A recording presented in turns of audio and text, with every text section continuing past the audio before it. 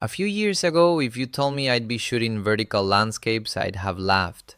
I used to think vertical orientation was for Instagram influencers and selfie sticks, not for real photographers. But one photo changed that completely, and honestly, it might have saved my photography career. Hey, I'm Moshe Levis, a landscape photographer just like you.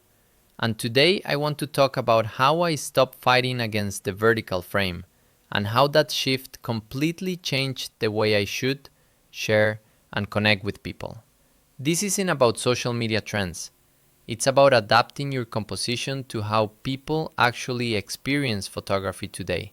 I'll tell you the story that flipped my mindset, then walk you through how to start composing vertically in a way that feels natural, not forced. For years, I was proudly old school. I shot everything horizontal: white vistas, sweeping horizons, golden light stretching across the frame. To me, landscape photography was the horizontal format. It's how I learned, how I printed, how I thought in my head. But here's the problem. When I started sharing my work online, something strange happened. My photos looked incredible on my computer and completely forgettable on a phone. It's like watching a movie through a keyhole. All the drama, all the scale, gone. I remember one night scrolling through Instagram and I saw one of my favorite photos, a mountain shot I was really proud of. But on my phone, it was this tiny strip of color between two massive gray borders. Meanwhile, someone else's vertical video of a tree branch with raindrops had 100,000 likes. That hit me. Not because of the likes, but because people weren't seeing what I saw. I was composing for gallery walls in a world full of phone screens. Imagine trying to paint a mural for a world that only looks through peepholes. That's what horizontal shooting had become for me. Beautiful, but invisible. Then one day I was out shooting in Yosemite. The light was incredible, but I couldn't get the composition to work. The sky felt too empty, the ground too wide. Out of frustration, I flipped my camera vertical, mostly just to see what would happen, and instantly the photo made sense. The leading line of the river pulled the eye upward toward the cliffs. The sky suddenly felt alive. That's when it clicked. The orientation wasn't the problem. My perspective was. Vertical didn't just fit the frame, it fit the feeling. It felt intimate, direct, human, like the landscape wasn't a stage anymore. It was a person I was face to face with. That's when I started thinking differently.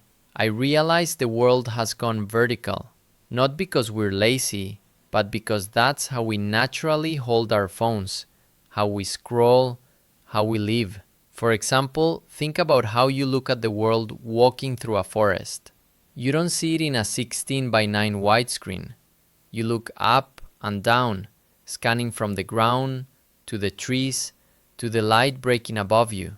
The vertical frame actually mirrors how we experience the world. So instead of fighting that, I started using it.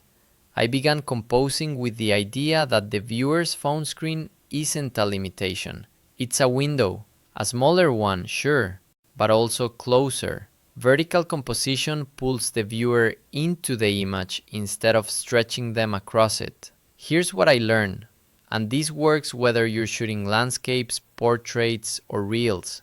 1. Stack your story.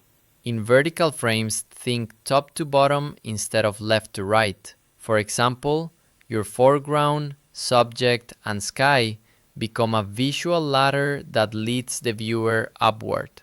2. Leave breathing room. The vertical frame can feel tight. Give your subject space. Think of it like vertical breathing instead of horizontal walking. 3. Balance with movement. Imagine gravity pulling every visual element downward. Your job is to balance that pull. Use light, texture, or diagonals to keep energy flowing. 4. Think mobile first, not mobile only. Don't just crop a horizontal photo vertically later. Compose intentionally for vertical storytelling. If you start with the frame people will actually see your photo in, you'll start connecting instead of just displaying. Now, vertical orientation isn't just a trend to me, it's a new language. It forced me to slow down, to rethink what I wanted people to feel, not just what I wanted them to see.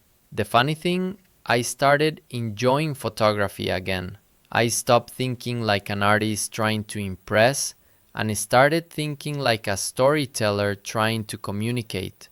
And that's when everything started to click, literally and creatively. So here's my challenge for you. The next time you're out shooting, take the same scene both ways, horizontal and vertical. Then look at them side by side, not on your monitor, but on your phone. Ask yourself, which one actually tells the story better? You might be surprised how often the answer turns your world vertical.